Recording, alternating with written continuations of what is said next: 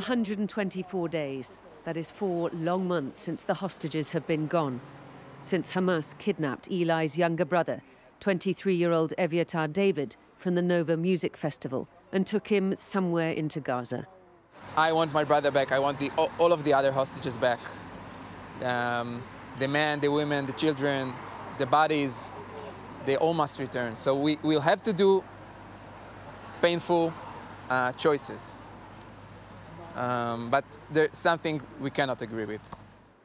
Hamas have offered their view on a deal, the return of these hostages in exchange for 1,500 Palestinian prisoners, 500 of those serving life sentences in Israel. A phased approach over 4.5 months, which would see aid brought back into Gaza and the complete withdrawal of Israeli forces. I haven't seen them in a long time. Yeah, a few weeks. The US Secretary of State looked tired through a flurry of final meetings. This, the last leg in his 5th Mideast tour, to try and secure a halt to hostilities, the return of the hostages and some kind of path forward. I do believe that there is a very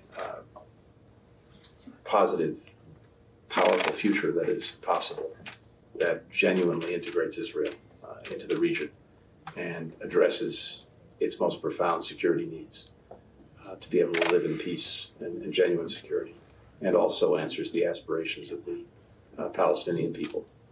But a diplomatic breakthrough still not there. Antony Blinken may be pulling all the diplomatic levers that he can, but Benjamin Netanyahu tends to walk his own path with his own political survival his top priority.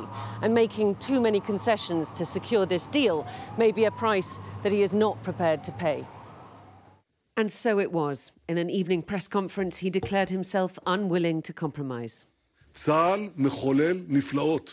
The IDF are working systematically and they will achieve all the objectives of the war. They are going to release all the hostages and eliminate Hamas.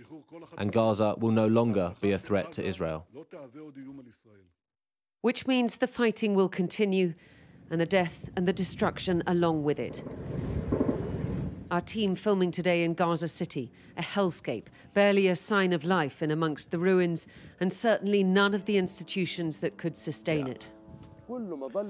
There are no organizations here.